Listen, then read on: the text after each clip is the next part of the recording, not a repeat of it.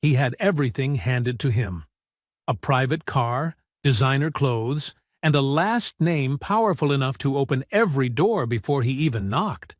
But inside, he was falling apart, failing every test, drowning in silence.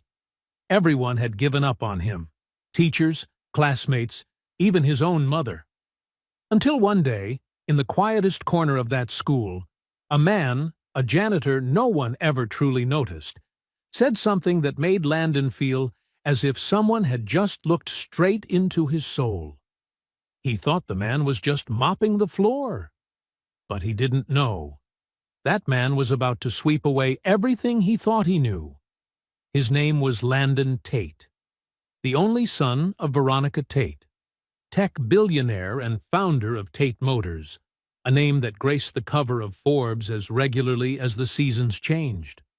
Landon grew up surrounded by luxury: private cars, personal chefs, and birthday parties filled with celebrity guests. But amid all that excess, there was one thing he could never fill: purpose. At 17, Landon attended one of the most prestigious private schools in Detroit, not because he was smart, but because the Tate name was a golden ticket. No entrance exam, no interview, just a bank transfer and a last name heavy enough to open any door. In marble-lined halls adorned with portraits of accomplished alumni, Landon was famous for three things: arrogance, expensive suits, and disastrous grades. Teachers passed him out of fear, not merit. And Landon? He couldn't care less. So what? One day I'll inherit an empire. What can grades do that the Tate name can't? He mocked his teachers, ignored his classmates, and sat smirking in class, as if the world existed only to serve as his backdrop. Once, when the school counselor called him in to talk about his failing grades, Landon leaned back in his chair and said smugly, "I could buy this entire school if I wanted to." What difference does a grade make? The remark spread like wildfire, but no one dared to respond. From teachers to students, everyone walked on eggshells around Landon.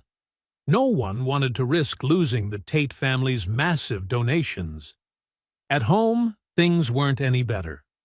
Veronica Tate was the definition of cold steel: logical, relentless, and utterly uncompromising, even with her son. One evening, after yet another call from the school, she said coldly, "You're a disappointment, Landon. If you worked for me, you'd have been fired long ago." Landon folded his arms and lifted his chin. "But I'm not your employee." "I'm your son," Veronica replied flatly, without emotion. "The world doesn't care about that. Either you become someone, or you'll just be a spoiled kid living off my name. And I won't carry you forever." The silence that followed hit like a punch. Veronica wasn't bluffing. She meant every word. The next morning, Landon went to school as if nothing had happened. He drove his shiny new Audi, his most recent birthday gift, into the teacher's parking lot and strutted down the hallway like it was a runway. Some eyes looked at him with admiration, others with disdain, but one pair never left him. His. An older white man, probably in his 50s, was bent over mopping the floor near the side hallway. His posture was upright, his eyes calm but deep. His uniform was wrinkled. His dignity wasn't. Landon didn't look at him. To him, the janitor was invisible, just part of the background. But the pressure kept building. More exams, more failures. Then came the final blow. His mother cut off his credit cards, took back the car, and made him ride the bus like everyone else. One gray morning, as Landon walked through the familiar halls, he saw the janitor again, bent over the floor, murmuring something under his breath. "The only true wisdom is knowing you know nothing." Landon stopped. "What did you just say?" The man looked up, eyes steady and sharp. "Not something you're ready to understand yet, son." Landon scoffed, but something inside him stirred. Just one sentence, and it pierced straight through his chest. The man turned back to his work. But Landon couldn't stop thinking about those words. If you've ever met someone who changed the course of your life with just one sentence, hit subscribe, because the next stories might make you look within yourself. And tell me, do you think someone like Landon could really change because of one man with a mop? Landon Tate climbed the front steps of the school building with both hands buried deep in his coat pockets. That morning, air felt different, colder, denser. The arrogance that once made him walk like he owned the world was gone. He moved quickly, quietly, trying not to feel the weight of each step pulling him down. That morning, he received his literature exam back. A white envelope, folded in half, cold as a verdict. He opened it with his usual indifference, maybe a low C, maybe a touch of pity. 18 out of 100. A bright red line below, "Did you even read the passage?" Landon stared at the paper, blinked, forced a smile, looked around. No one was laughing with him. The other exams came like a storm. Math, 24%. History, 31%. Biology, a perfect 0. It wasn't funny anymore. The counselor called him in again. Her voice this time was wooden, rigid. "Landon, you're in academic crisis. I'm not talking about behavior. I'm talking about failure. Statistically, you're at the bottom of the entire senior class." Landon shrugged, forcing nonchalance. "Temporary. I'll hire a tutor. You've had 3 already." And all 3 quit. That sentence hit right where his pride lived. Landon stayed silent. That afternoon, he slipped out through the back door, avoiding any eyes. And there he was again, the janitor, scrubbing a sticky soda stain near the cafeteria. The man looked up and smiled politely. Landon paused. "You said something the other day. About Socrates?" The man straightened up, wiping his hands on his apron, slowly. "And you remember?" "Yeah, it just stuck with me. Funny, a janitor quoting an ancient philosopher." The man folded his arms, eyes calm, not judging. "Funnier still that a boy with the world at his feet can't pass a reading test." Landon bit his lip. That one hurt. "You used to be a teacher, didn't you?" "Not just philosophy. I taught a lot more, before life threw me out." "Then teach me," Landon said, his voice trembling. "Help me. Please." The man studied him for a long moment. "One condition. You leave your name and your pride at the door. Start from 0. From the ground. Deal," Landon whispered. "I can't keep falling." The next morning, Landon arrived before sunrise. The building still slept, wrapped in morning fog. He clutched the notebook the man had given him, as if it were sacred. He found him, Jack O'Connell, in the East Wing, polishing the floor in slow, precise circles. A single earbud played a soft old gospel tune. Landon stood for a moment before speaking. "Hey, you said you'd teach me, remember?" Jack paused, removed the earbud, and looked at him calmly. "I remember. And I also said, it won't be easy. I don't care. I need this. Then let's begin. But first, you should know my name." "Jack O'Connell." Landon gave a small smile. "How long have you worked here?" 3 years. Before that, a few other schools. And before that—" He stopped, met Landon's eyes. "I was a college professor, English literature and philosophy." Landon's eyes widened. "Why would you give that up? For this?" Jack folded the rag, his voice low and unashamed. "Sometimes life takes everything you think is yours, leaves you only what you truly know. And I still know how to teach." Landon nodded, overwhelmed. For the first time, he saw strength that didn't need power. "So, Where do we start? I read some of the stuff last night and didn't get any of it. That's your first lesson, Jack said. Arrogance makes you believe you already know. But when you admit you don't, that's when learning begins. I can read, Landon snapped, defensive. I didn't say you couldn't read. I said, I'm not here to teach you to read words. I'm here to teach you to understand them. He pulled out an old notebook. Every morning, before classes, you meet me here, 1 hour. And every night, after I finish cleaning, you stay and write. Write what you learned, what you felt, what you understood. No grades, only truth. Landon opened the notebook. Blank white pages, an invitation, a challenge. What if I fail again? Then for the first time, you'll know you had the courage to face it, day after day. A new rhythm began, quiet, steady, almost sacred. Landon arrived early. Jack greeted him not with lectures, but questions. What does this sentence make you feel? Why is the character silent? What does courage sound like to you? He didn't preach. He provoked thought. Gradually, Landon began to change. Books stopped feeling like punishment. Words started to speak back. The notebook thickened, not with answers, but with fear, thoughts, and truth. He wrote about his mother, about pressure, about the anger of feeling empty. Jack read every line, no judgment, just quiet understanding. One night, as Landon was writing in the cafeteria, 2 boys walked by, snickering. One of them, Josh, the football star, nudged his friend.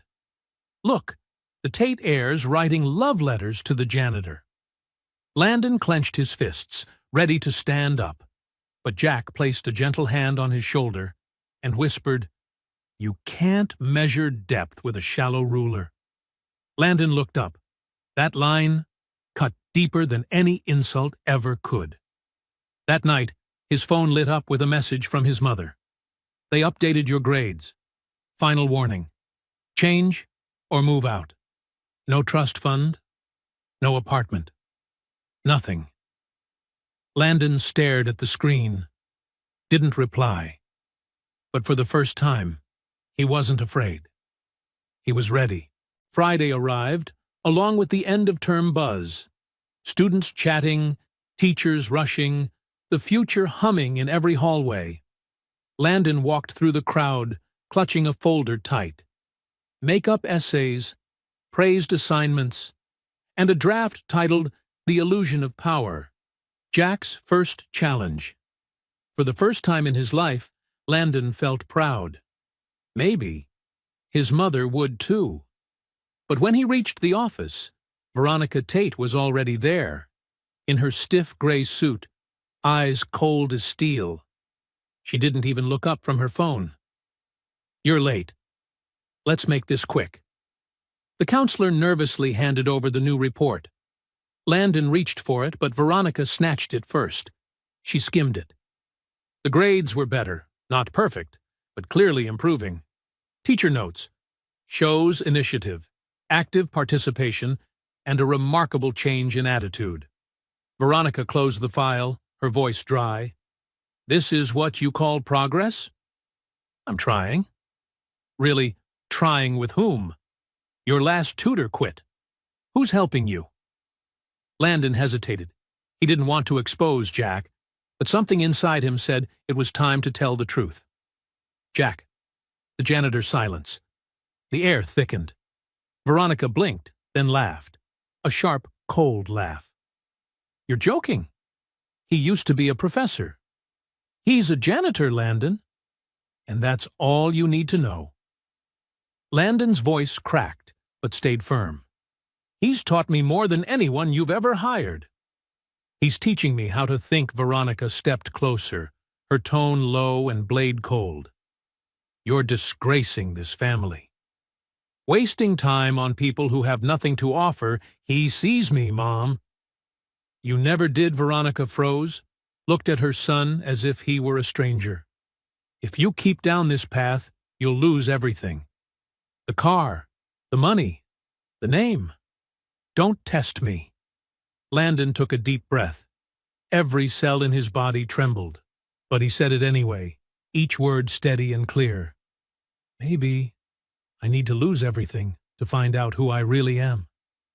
Veronica said nothing. She just turned away. The door closed, cold, final. The following week, Landon was quieter, angrier, but unbroken. The kids at school noticed. So did the teachers. Rumors began to spread. Some said Landon was obsessed with the janitor. Others mocked him openly. Josh and his friends even posted a short video of Landon studying with Jack after hours, captioned, "Lessons from a Loser." Landon didn't flinch. Instead of arguing back, he printed his essay and pinned it to the school's reading board with the headline, "Learning doesn't make me weak. Ignorance does." Landon Tate. The paper disappeared the next day, but the message had already taken root. Monday morning brought a strange stillness. The rain had stopped. The sky was gray, but unmoving. Landon walked into school early, coffee in hand and a notebook under his arm. He found Jack in the back hallway, mopping near the old science wing. Jack looked up as Landon approached, one eyebrow raised. "So now you bring peace offerings?" "Coffee, huh?" "And something else," Landon said, handing him a cup. Jack took it, studying him closely. "You've got that look. The one people get right before saying something that might change everything." Landon sat down right on the floor, still clutching the notebook. "I looked you up online." Jack's eyes narrowed slightly. "You did what?" "Not in a creepy way," Landon said quickly. "I just wanted to know. You quote Socrates. You teach like someone with 20 years of experience. And I found an old article." He paused, meeting Jack's eyes. Jack O'Connell, former faculty member at Wayne State University, guest lecturer, published author, award winner. Jack closed his eyes for a long moment. That man existed once. He just doesn't get invited back anymore. "What happened?" Landon asked gently. Jack leaned on the handle of his mop. 2008. The financial crisis. The university cut its budget. I had a family, a little boy, a wife who worked as a nurse. We needed 2 incomes. They cut the non-tenured staff first, and I was one of them. He paused, voice lowering. I tried to find another job. Applied everywhere, but the job market collapsed. No one was hiring. The savings dried up. We lost the house. My wife started working double shifts. Then she had an accident driving home one night. Landon swallowed hard. I'm so sorry." "She lived," Jack said softly. "But with the medical bills, we had nothing left. And I had to carry the family. Did whatever I could. Cleaning, lifting, security work. Anything that paid." He looked down the empty hallway. "My son grew up watching his father do all that. I think he used to be ashamed. He couldn't understand why a man who once lectured at a university now scrubbed toilets. But I did it for him, and I don't regret it." Landon nodded, overwhelmed. "Where is he now?" Jack smiled faintly, the first time his eyes seemed to light up. "Second year of college, full scholarship, electrical engineering. Kid's a lot smarter than I ever was." "You did it," Landon whispered. "I survived," Jack corrected. "There's a difference." Landon took a deep breath. "Then, I want to make you a deal." Jack raised an eyebrow. "What kind of deal?" "I want you to teach me. Really teach me. Like you taught your college students. Don't go easy. Don't treat me like I'm fragile. I want to learn everything you know. I want to become someone, not because of my name, but because of what I do." Jack looked at him for a long time. There was something new in Landon's eyes. No defiance, no arrogance, just hunger. "And your part of the deal?" Jack asked. "I won't quit," Landon said, "no matter how hard it gets. I'll fail, rewrite, relearn, whatever it takes." Jack was silent for a moment, then held out his hand. "Then we have a deal." They shook on it. No contract, no fine print, just commitment. That week, everything accelerated. Jack built a plan, not around grades, but understanding. Landon read James Baldwin, Langston Hughes, Toni Morrison, Steinbeck, Hemingway, writers who spoke of struggle, humanity, truth. He began writing reflections instead of essays.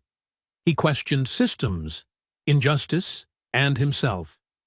Every night, Landon handed Jack a notebook full of thoughts. Every night, Jack gave it back with deeper questions. The school still didn't know. To everyone else, Landon just seemed to be finally trying. But inside, something much larger was shifting. A few days later, Landon showed up to their evening session with someone new. "This is Renee," he said. "She's in my biology class."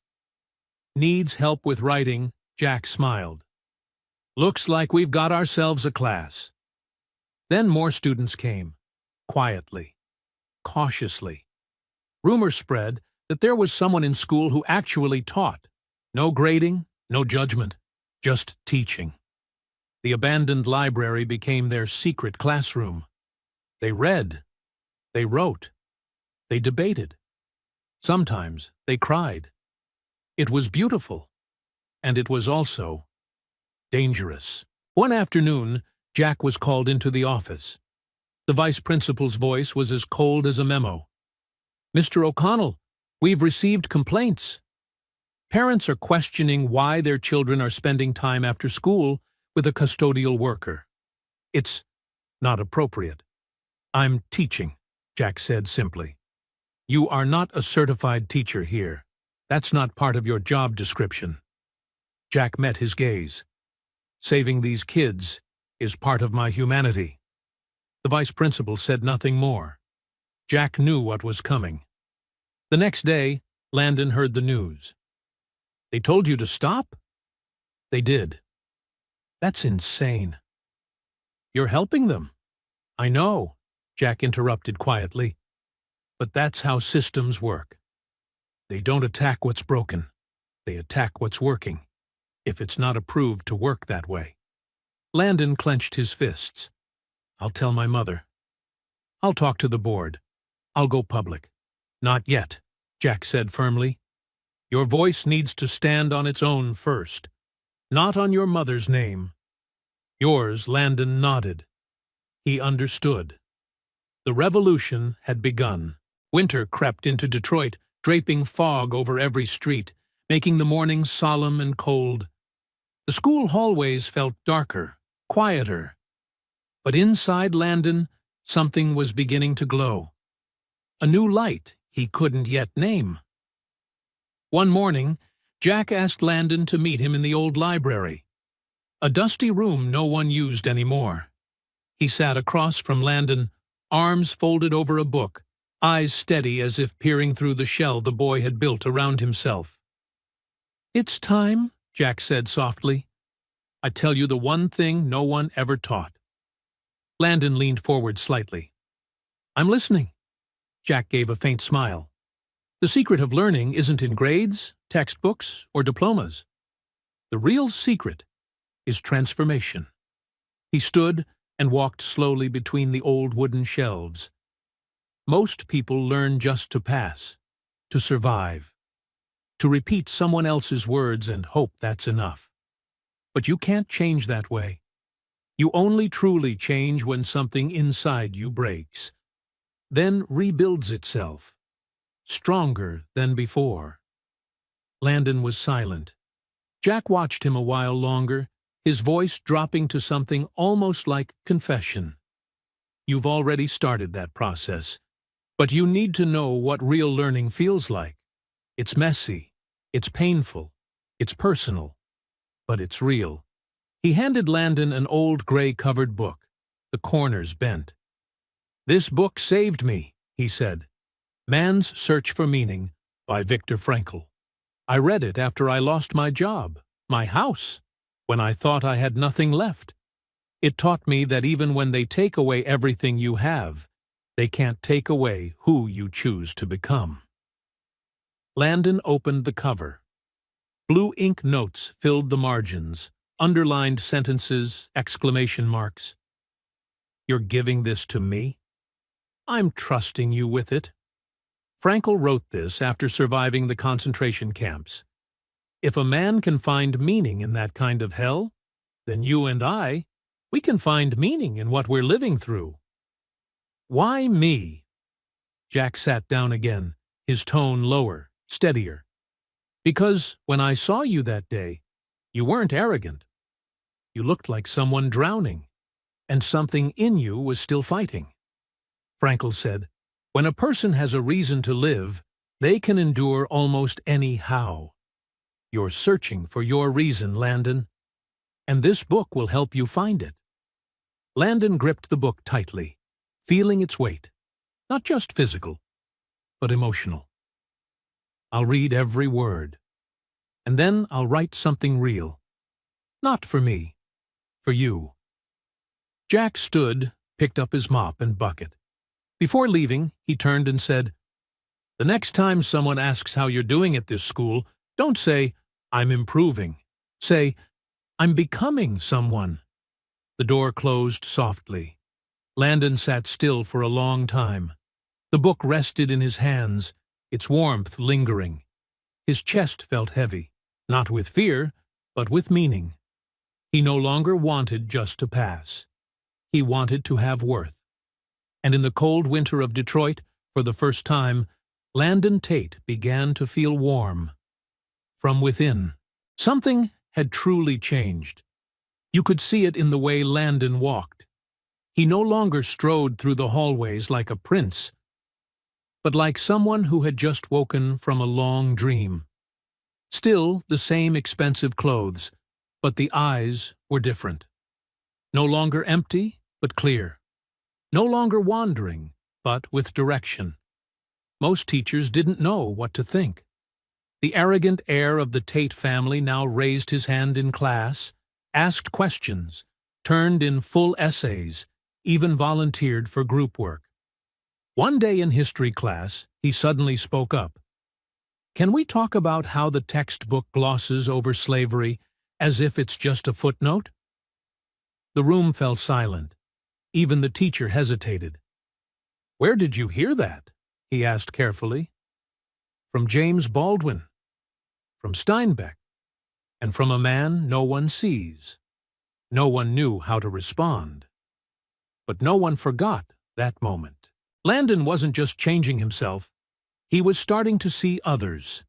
Renee Cooper, the quiet girl who always ate alone in the cafeteria, daughter of an auto factory worker pulling double shifts to pay tuition. Marcus, the boy working 2 jobs after school, washing cars on Saturday nights to send money home for his sister. Ms. Davis, the American literature teacher who taught with passion but was always ignored by the administration in staff meetings. And Landon realized something. When you truly learn to see people, you begin to see how many have been invisible all along. Every day with Jack continued like a quiet ritual. Mornings filled with questions, evenings filled with writing. He was building something, not just better grades, but a better self. Landon's essays grew more personal, more political, more powerful. Jack read, edited, and replied with tough love. Red ink, short notes, sharp as a blade. Don't just say it. Understand it. This sentence is beautiful, but hollow. Rewrite it with your soul, and Landon rewrote, again and again. He no longer cared what people thought, not out of arrogance, but because, for the first time, he knew who he was becoming. One afternoon, Landon brought another student to the evening class. "This is Marcus," he said. He needs help with his college essay. Jack smiled, eyes warm. Looks like we've got a real class now. Soon, more students came, quietly, carefully. A girl named Maya from chemistry. A Latino boy named Carlos, the one who always fell asleep in class because he worked until 3 a.m. Rumors spread through the school. Someone was actually helping the students. No grading, no judgment, just teaching. The abandoned library became their secret classroom. They read Baldwin, Steinbeck, Morrison, Frankl writers of struggle, dignity, and humanity. They wrote, not essays for grades, but truths they'd never dared to speak. They debated about systems, injustice, and what education should be. They cried, telling stories no one had ever asked to hear. It was beautiful, and it was also dangerous. One rainy afternoon, Jack was called into the office. Vice Principal Patterson sat behind his desk, voice cold as steel. "Mr. O'Connell, you need to stop your teaching sessions. You're not a certified teacher here." This comes directly from the board. Jack nodded slowly, stood up. Before leaving, he paused at the door and said quietly, "You used to be like me, Patterson. You used to care. I remember. I just hope someday you will again." The next day, Landon heard the news. He found Jack cleaning the glass doors in the main hallway. The afternoon sun gleamed off the freshly polished surface, bright enough to sting the eyes. "They told you to stop?" Jack didn't turn around. "They did." "That's insane. You're helping kids this system forgot, I know. So why don't you fight back?" Jack finally turned, setting down the rag. "Because that's what the system does, Landon. It doesn't attack what's broken. It attacks what's working, if it's working in a way they don't approve of." Landon clenched his fists. "I'll tell my mother. I'll go to the board. I'll make it public." Jack placed a firm hand on his shoulder. "Not yet. Your voice has to be strong enough to stand on its own, not on your mother's power, not on her money, but on you." Landon swallowed hard, silent. He understood, but his heart ached in a way words couldn't touch. "So, what do we do now?" Jack smiled faintly, sad, gentle. "You keep learning. Without me. I just opened the door. Now you have to walk through it. It won't be the same without you." "Especially without me," Jack said, voice tight but steady. Landon felt tears rise but held them back. He only nodded, slowly. "Because once you've opened your eyes to see the invisible, you can never go back." And that quiet revolution, though ordered to stop, was still burning. Inside them. Silent. And unstoppable. The following week was the strangest time in Landon's life. Jack was still at school, still mopping floors, still doing his job as usual. Except now he was no longer allowed to meet with students after hours. A new policy had just been issued. Non-instructional staff are prohibited from interacting with students outside of assigned duties. But the strange thing was, the kids didn't stop. The secret class went on, only now without Jack. They met in the old library, in the cafeteria after school, or at the park near campus. Renee led a discussion on Baldwin. Marcus read a poem he'd written for his father. A man who'd worked 30 years at Tate Motors before being laid off when the automation lines came in. Maya read her essay about being the daughter of immigrants, trying to explain to her parents why she didn't want to become a doctor. And Carlos, the boy who once fell asleep in class, told them about working through the night to send money back to his grandmother in Mexico. And Landon, he just sat there, quietly listening, really listening, for the first time in his life. But at home, pressure was mounting. One evening, Veronica called Landon into her home office, a sleek, glass-walled room overlooking the Detroit skyline, lined with trophies and framed awards. "I just got off the phone with your principal," she said, not looking up from her laptop. "You're still seeing that janitor." "It's not just me," Landon replied. "There are other students, too." "You don't understand?" Veronica snapped her laptop shut, the sound sharp and final. "That man is a legal liability. He's not certified. If anything happens, nothing's happening. We're just learning. You're turning this family into a joke. Do you have any idea how many people are watching you? Do you understand that every time you fail, it reflects on someone?" "On you," Landon said quietly. "Always you. Never me." Veronica rose. Her voice was so cold, the air in the room seemed to freeze.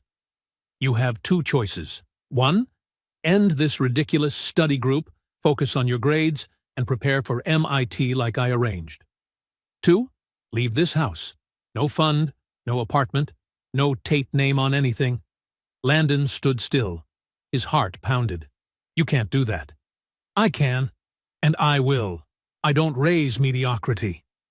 He looked straight into her eyes, and for the first time, there was no fear, only clarity. "Then maybe I need to be mediocre for a while, to find out who I really am." Then he turned and walked out. Veronica stood alone in the glass room, her hands trembling, not sure whether from anger or from something she didn't dare to name. The next day, Landon went to school by public bus. No more private car. Credit cards frozen. His new phone confiscated. He used his old one again, the one with the cracked screen. Josh and his crew burst out laughing when they saw him step off the bus. "Look who it is! The Tate Motors prince dethroned." Landon didn't turn his head. He just walked past them, chin high, eyes bright, as if he'd found something they'd never understand.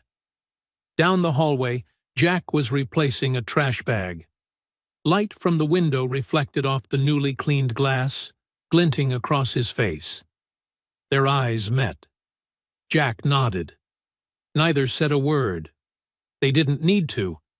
Everything that mattered had already been said. A few days later, a new notice appeared on the main bulletin board. End-of-year speech competition. Theme: what does it mean to win in life? Open to all seniors. Family and community members invited.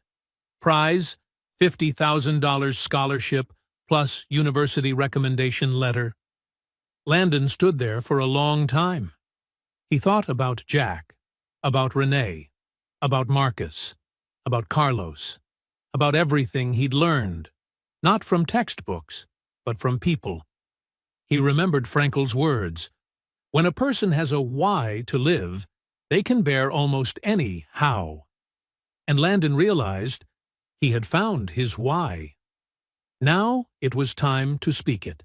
That night, Landon didn't go home. He went to the public library, a place he'd never set foot in before, and opened a new notebook. He began to write, not for grades, not to impress, not to prove anything to his mother, but to tell the truth. For Jack, for his classmates, and for himself. He wrote all night, until the security guard reminded him the library was closing. He moved to a park bench under the yellow streetlights and kept writing. Then to a 24-hour cafe, a cup of black coffee growing cold beside him for 4 straight hours. And when dawn broke, Landon looked down at the pages before him. His speech was finished. A speech that could change everything. The announcement for the end-of-year speech competition spread through the school like a spark in the wind. It was the biggest event of the year, not just because of the $50,000 scholarship, but because it was public. Families, sponsors, local journalists, even representatives from top universities would attend. For most students, it was a chance to shine, to add another line to their resumes. But for Landon, It wasn't an opportunity. It was a battlefield. He told no one he was entering. Not Jack, not Renee or Marcus, and certainly not his mother. Each night, after the school closed, Landon returned to the public library. No cameras, no hallway footsteps, no judging eyes. Just him, and blank pages. He wrote, then erased, then wrote again. Not what people wanted to hear, but what needed to be said. He thought of Frankel's words. Everything can be taken from a man but one thing, the last of human freedoms, to choose one's attitude in any given set of circumstances. He thought of Jack, the man who had lost everything, yet chose to keep teaching. Of Renee, who worked 2 shifts a day, but still read Baldwin until 2 in the morning. Of Marcus, who sent nearly all his earnings home to his sister. They had no wealth, no privilege. But they had something Landon had lost for 17 years. Purpose. One night, while he was writing, his old cracked phone buzzed. A text from an unknown number. Can we meet? Need to talk. Jay Landon knew immediately who it was. He texted back the address of a small cafe near school. 20 minutes later, Jack walked in. Same old flannel jacket, faded jeans, no pale blue uniform anymore. He looked different, freer, but also more tired. They sat in a quiet corner. Jack set a cup of black coffee on the table but didn't drink it. I heard you signed up for the speech competition, Jack said. News travels fast, Landon replied. Renee told me. She's worried about you. Worried about what? That you'll say something you can't take back. Something that could cost you everything. Maybe I need to lose it. Jack was silent for a moment, then sighed. I know that feeling. The urge to rebel, to burn everything down. But ask yourself, are you doing this because it's right, or because you're angry? Landon looked down at his notebook, then up again. Both. And I think that's okay. Frankel said suffering only has meaning when it leads to something. I'm hurt, I'm angry. But for the first time, I see something worth hurting for. The truth. Jack smiled faintly, sadly. You've grown faster than I expected. You taught me. No, Landon, I just showed you the door. You're the one who walked through it. They sat quietly amid soft jazz and the hum of the coffee grinder. Outside, Detroit, the city that once fell, was slowly standing back up. I'll be there, Jack said at last, voice low. In the auditorium.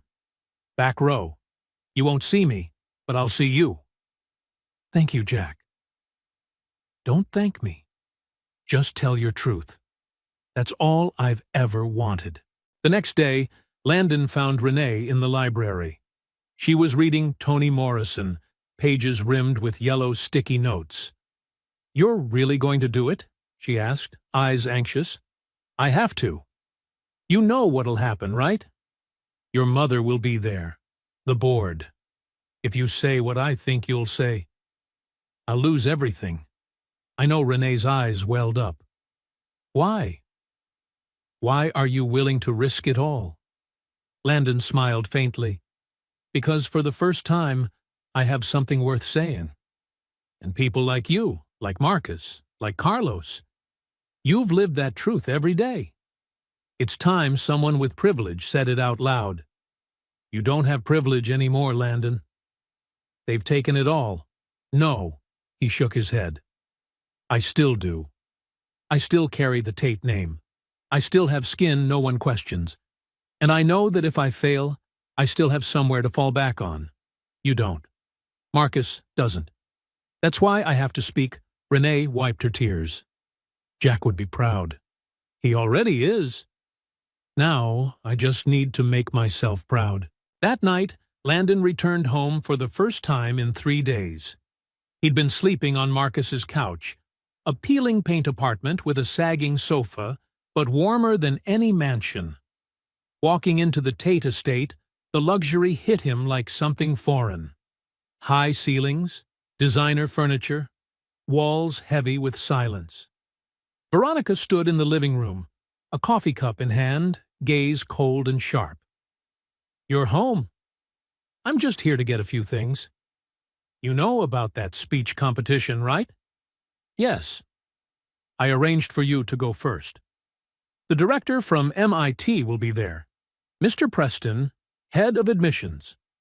This is your chance to fix everything, to prove you're worthy of this name." Landon turned, looking directly at her.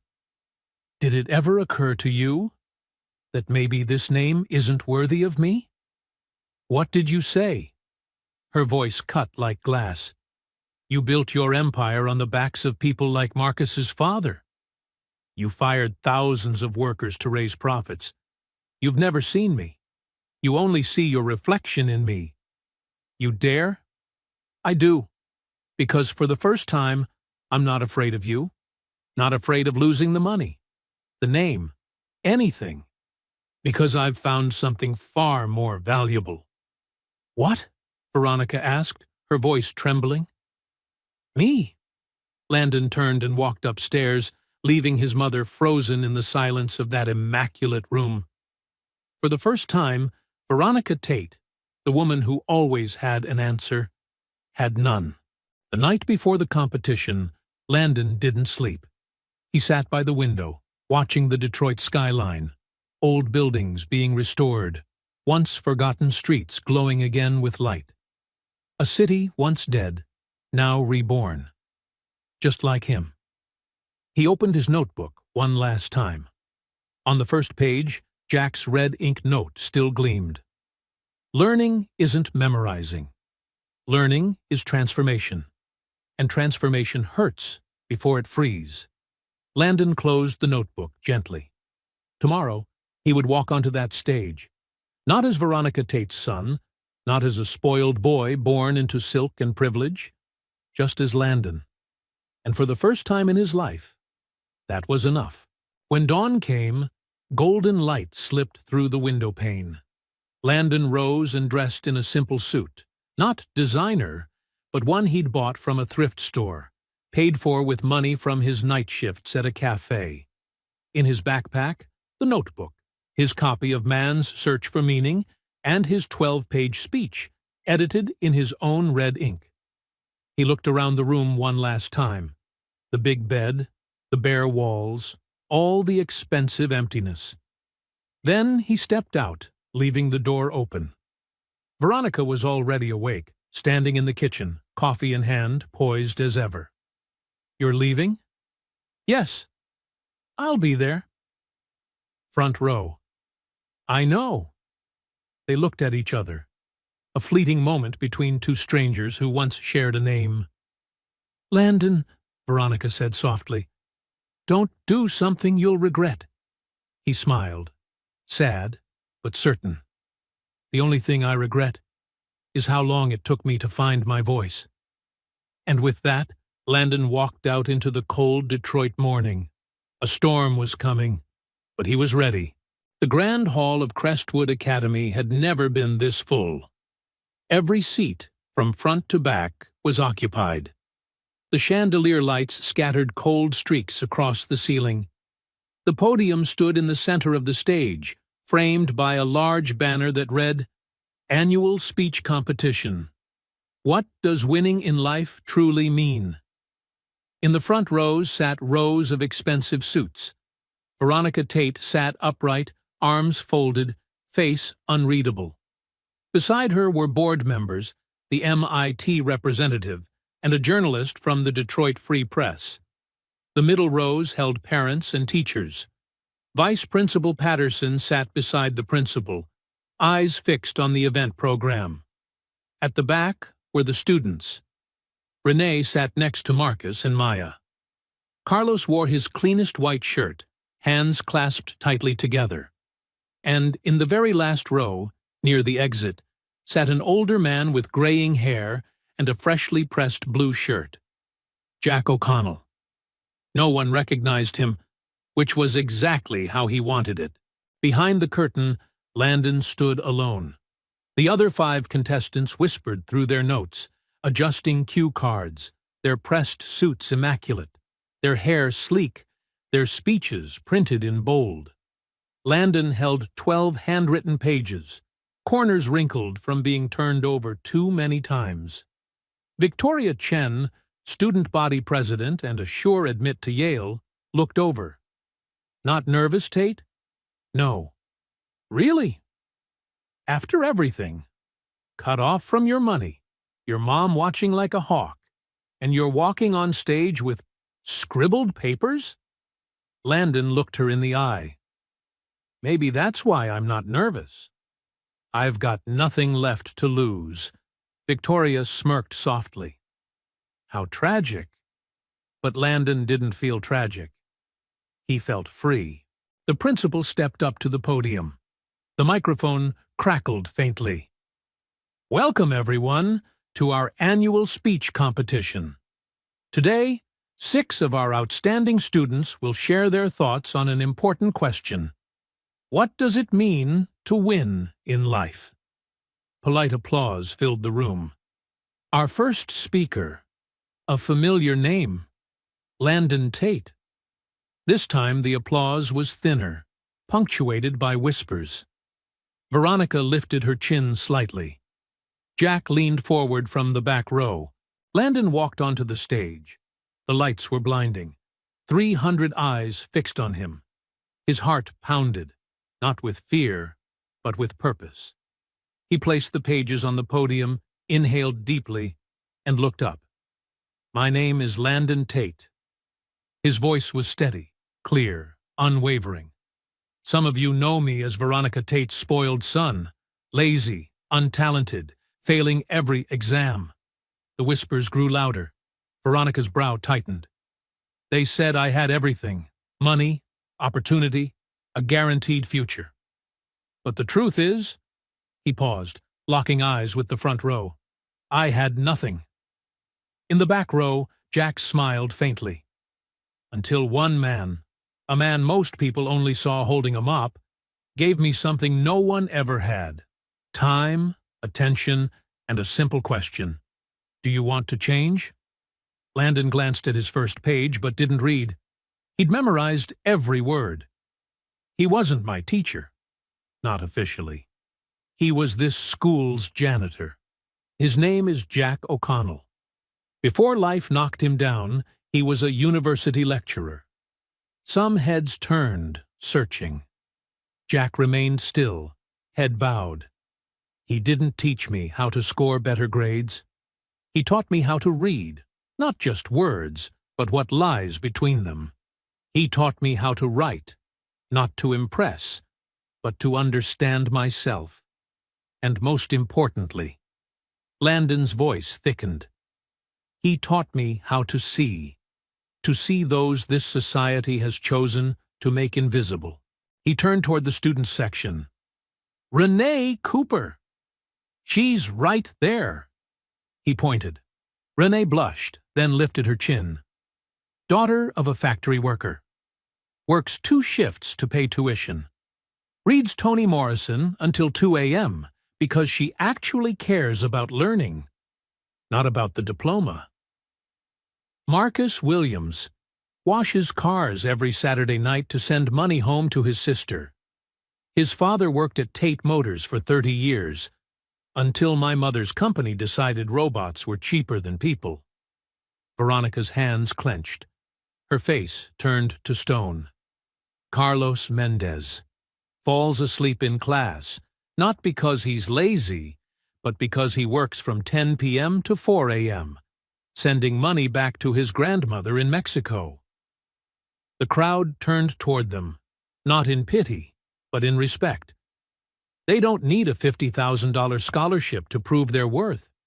They win every day, by surviving, by enduring, by refusing to give up in a system designed to crush them.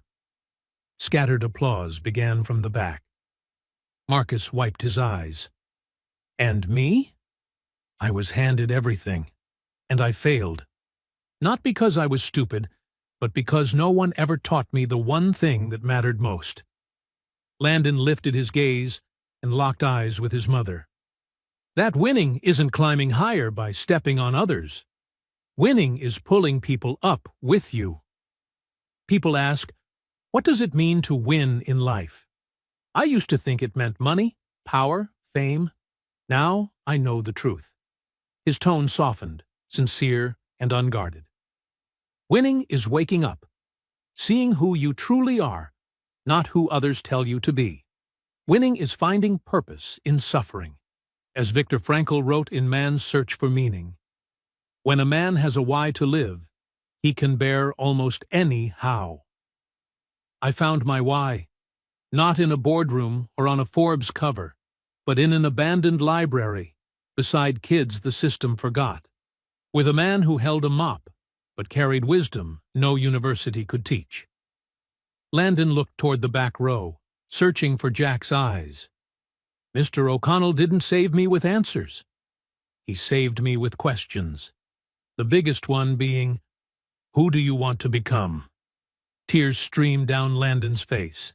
He didn't wipe them, didn't hide. I don't know if I'll win this scholarship. Honestly, I don't care. Because I've already won. I've found myself.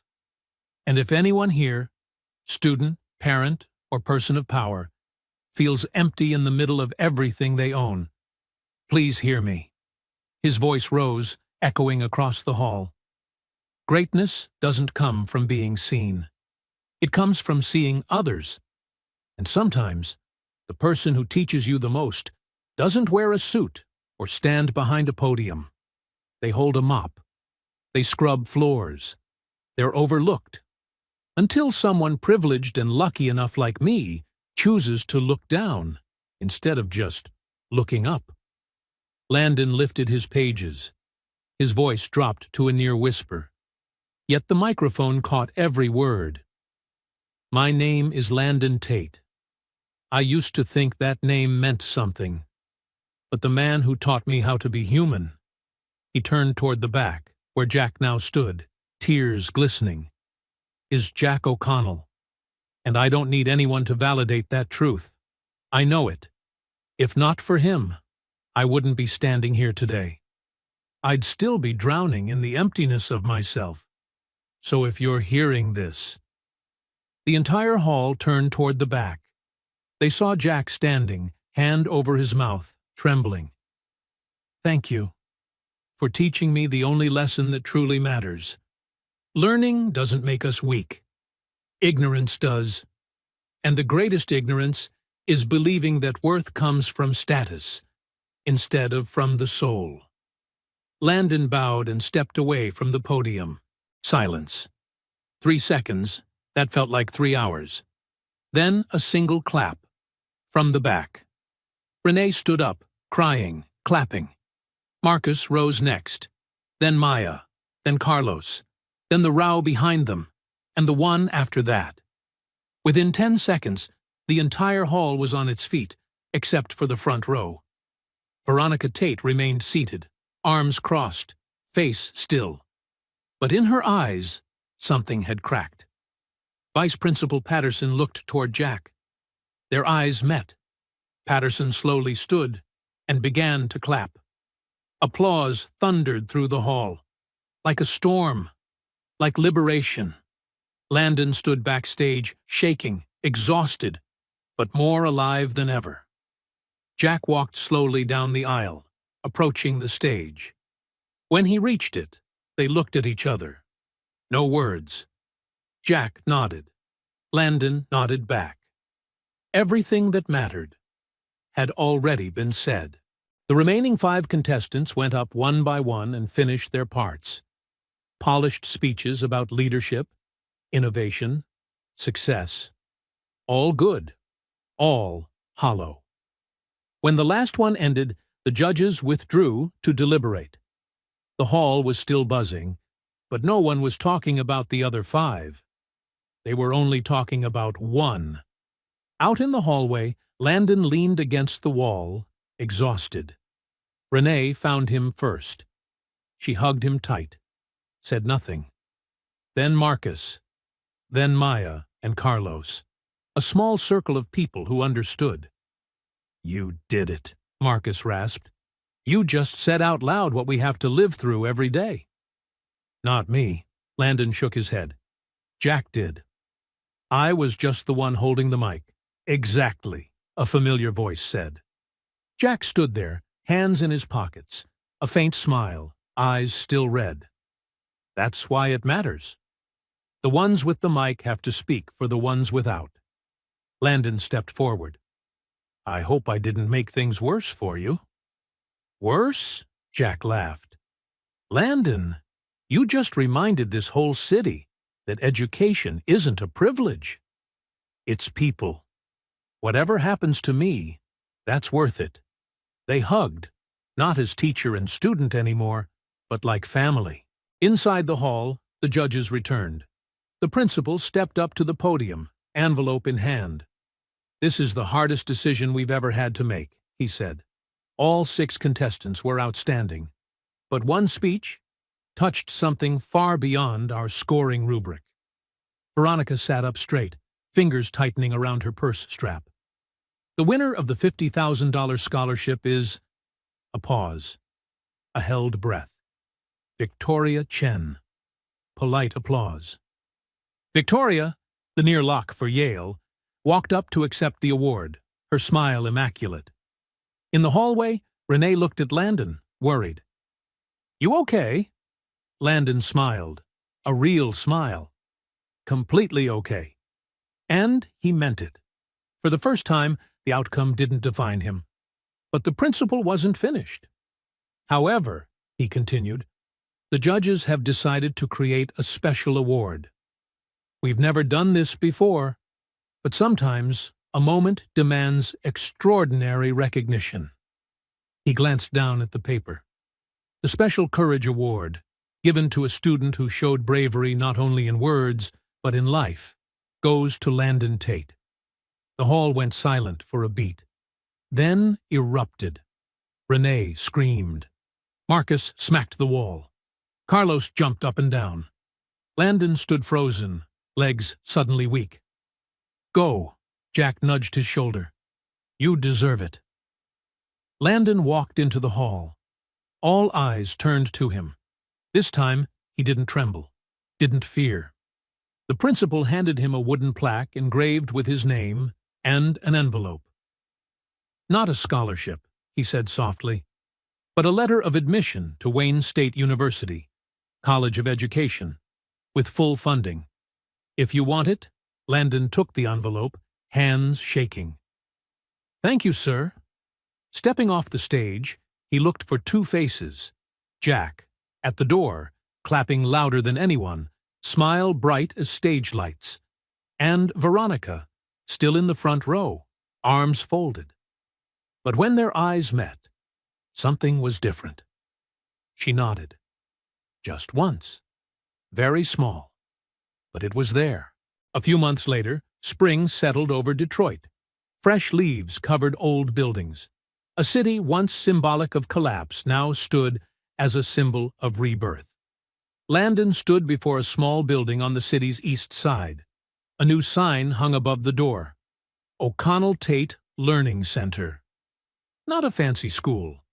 Just a space with books, tables, and a promise. No one gets left behind. Inside, Jack shelved books. No uniform, just a shirt and jeans. His eyes were brighter than ever. Renee was teaching a group of high schoolers about Toni Morrison. Marcus led a creative writing workshop. Carlos handled math for the immigrant kids. And Landon? He studied education at Wayne State. Every evening and weekend, he came back here.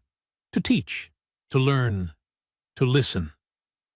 One afternoon, as gold light poured through the window, came a knock at the door. Landon opened it. Veronica Tate stood there. No driver, no assistant. Just her, in a simple sweater, holding a bag. "Mom? Will you let me in?" They sat in the small room Jack used as an office. The silence was taut, but not hostile. "I watched your speech video," Veronica began. "Many times." Landon waited. "I was angry. For weeks.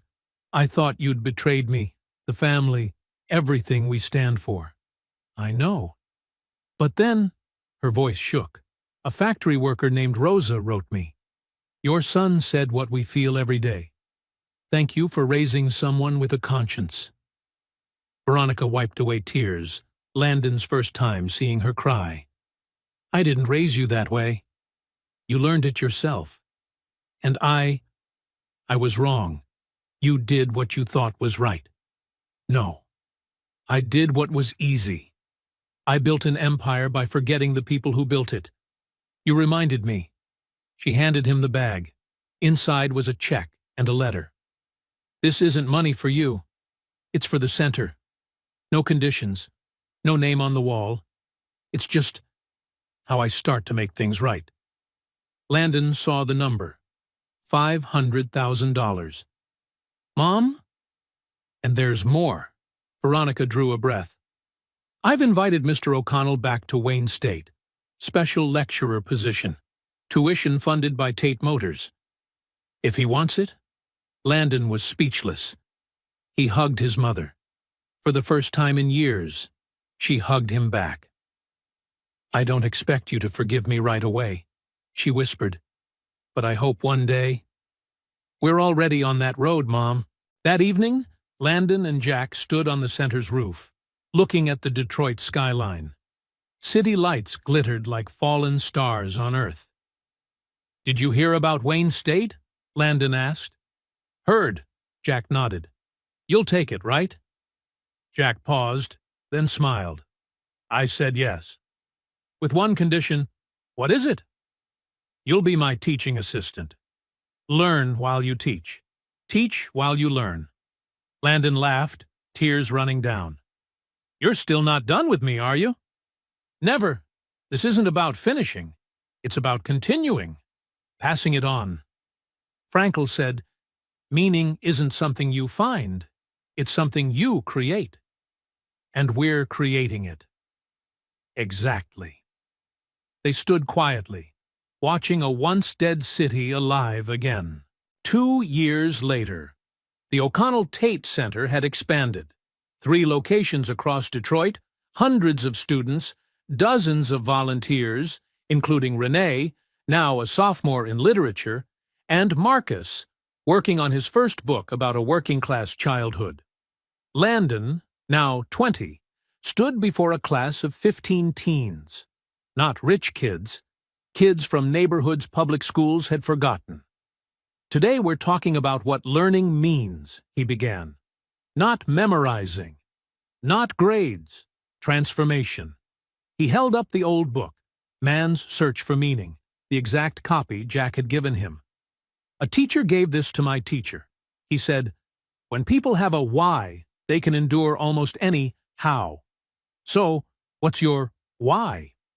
A boy at the back, Diego, 14, who often came in with dirty clothes and an empty stomach, raised his hand. Sir, what if... I don't know yet? Landon smiled. That's why you're here. We'll find it. Together. After class, Jack dropped by. He now taught full-time at Wayne State, but always made time for the center. They sat with coffee in the small office. Have you heard? Jack asked. Patterson resigned as vice principal. Really? He wrote me. Said that after your speech, he couldn't keep doing a job that made him forget why he entered education. Now he teaches at an inner-city public school. Landon nodded. People can change. If they want to, exactly. Jack looked out the window at the kids playing basketball. You know, when I lost everything, job, house, dreams, I thought my life was over. But it wasn't over. It just changed shape. And now? Now I see clearer than ever. I lost position, but found purpose. Lost status, but found students who truly needed me. And most importantly, he turned. I found a second son. Landon swallowed, eyes brimming. And to me, you're the father I truly have. They didn't say anything more. They didn't need to. There are victories with no trophies, no prize money, no headlines. Victories of awakening, of courage, of daring to see others, and, through that, to see yourself. If this story touched you, remember, everyone has a why. When you find it, every how gets a little less frightening. If you feel this story deserves to be shared, like the video so the algorithm is less likely to make it invisible. Subscribe and turn on the bell so you don't miss the next journeys of transformation. Comment and tell me, what's your why? Or, whose story should I continue in the O'Connell-Tate universe? See you in the next episode, where one right question can change a life.